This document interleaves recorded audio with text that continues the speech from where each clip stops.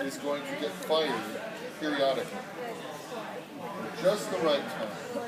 So that each time we make one of these loops, it'll kick us up further.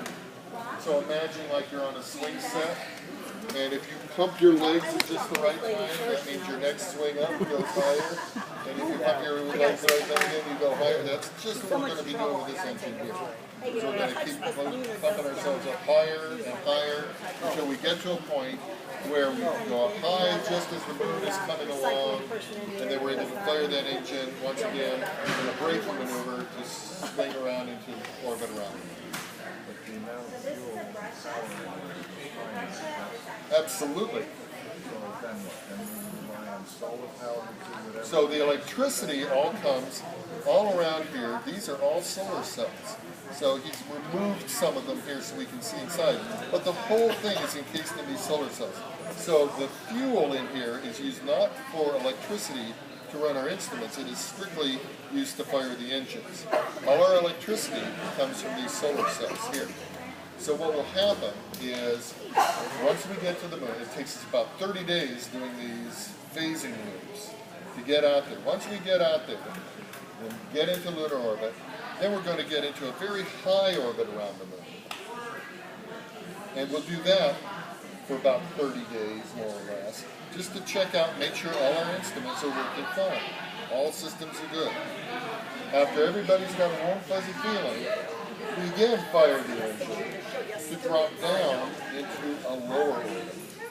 An orbit that's low enough to actually allow us to fly through the moon's atmosphere. And we'll be sensing its structure, its composition, how it changes over time, and we'll be looking for dust that may actually be levitated up into the sky.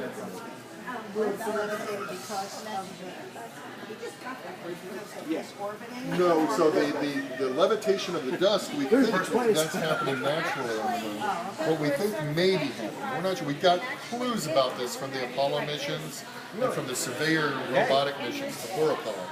We think what may be happening is because you have sunlight shining on half of the moon and dark on the other side, and you can build up an electric charge difference between these two very different energy environments.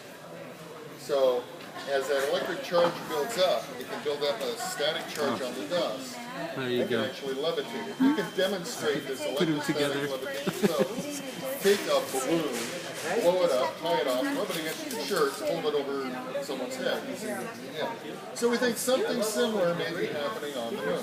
We're not sure, so we're going to check it out. So we have 3 scientific instruments on board. We have a mass spectrometer and an ultraviolet. So we have a mass spectrometer right here, an ultraviolet spectrometer, and these will sniff out the kinds of stuff we're flying through. It'll identify the composition. And then we have an experiment right here called LDEX, the Lunar Dust Experiment. And this is going to look for any dust that has been levitated up into the sky of the moon.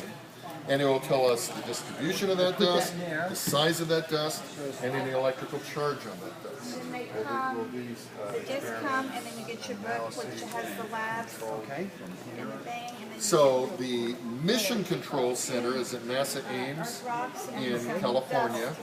The Science Operations Center that controls the actual instruments is at NASA Goddard in Greenville, Maryland. Yeah. Oh yeah. Yep. Yep. Now at a point will the sensors be saturated? Or no, they're No, so we have a 100-day science mission. So we'll be doing this, and periodically what's going to happen is our orbit will decay, and we'll have to give it a little poof on our engine to boost us back up. Yeah, and then we'll, exactly, it's fine. So that's why we're only a 100-day science mission. Because then at some point, we run out of fuel. They will not. They supply electricity, but they cannot give us a rocket.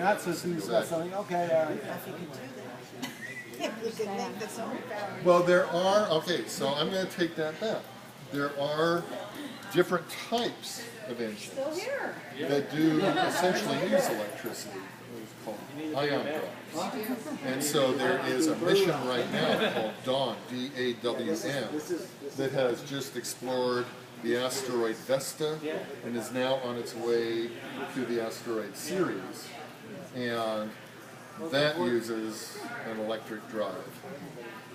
Very different, very, very different technology. So what will happen to Laddie? So what will happen to Laddie is, once we run out of fuel, that orbit is going to start dropping down even lower and lower and lower. Now there's a good side to that, because that means we're getting down into, deeper areas of the atmosphere that we haven't looked at before, so we're still sending data back. Okay, now we're getting down lower, we're seeing new stuff, keep going, we keep getting lower and lower and lower, until eventually we come down and we skid to a inglorious end. And then all communication will cease that? Then this beautiful spacecraft will become little pieces of metal on the surface. So particular ceremony you have like that thing happening? I drink lots of beer, but then that happens every day.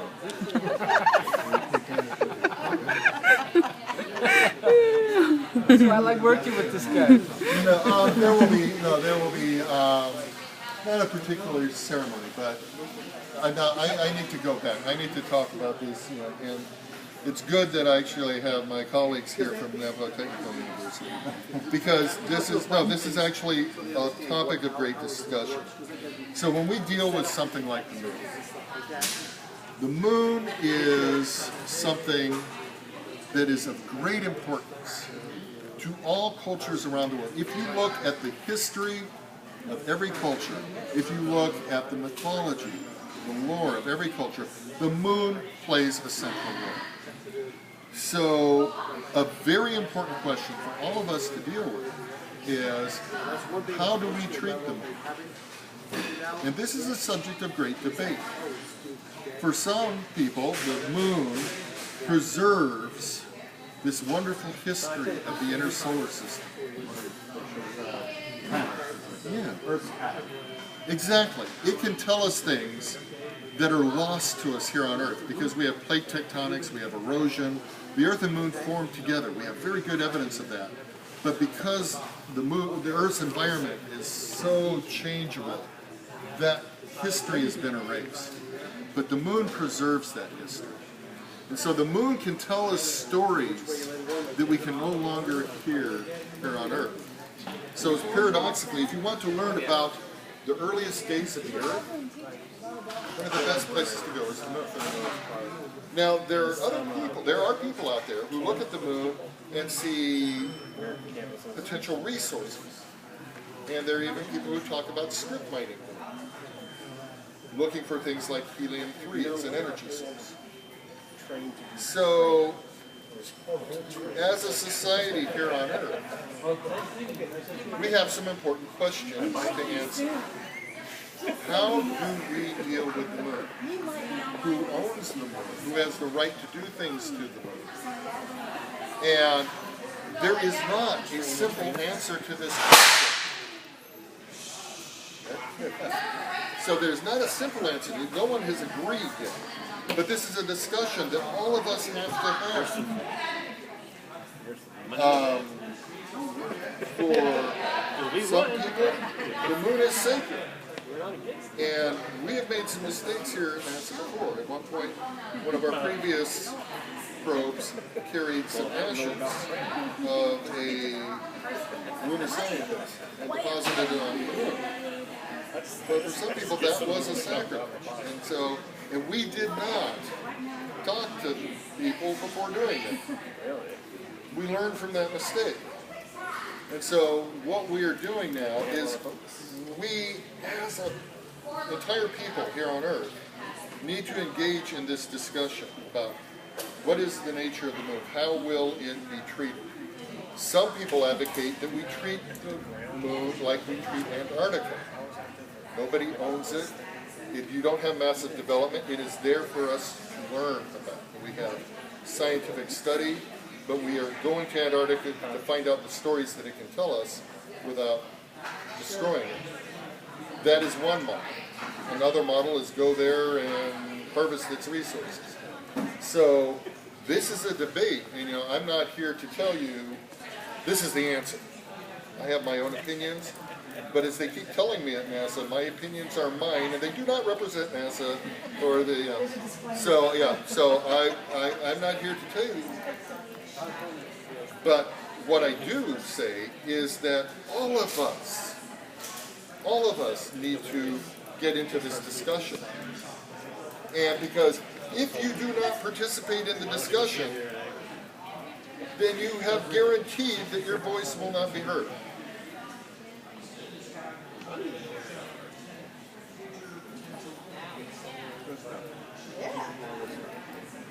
Well, thank you for.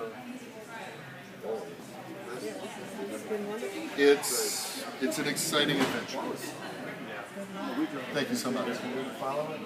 Yeah, we've got a date Friday night. All right, you gonna be here for it? No, up in Ocean City.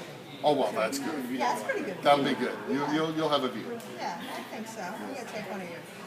Please do. Did you get one of the lunar galleries? Yes, Yeah. blind lady over there Good. put one in with my Very good. stuff. So, and our partners here, we've got partners from Navajo Technical University here, and they're the ones who actually built this. Is that This is our right? most detailed models right here. So they built this for us. It is one of, and I like to take it to events like this, but quite frankly, it lives in our mission project manager's office, and he uses this for all kinds of discussions of the engineering. As they're sitting there talking about things, they're able to go to it and say, so this is the most detailed model we have of the spacecraft, and so it is of great value. Beyond me just pointing at it, it's got a lot of value, and they've done a phenomenal job. Cut away, yeah, all that stuff. Well, thank you. Thank you. Good luck to you all. It's great. Thanks so very much. Thank you.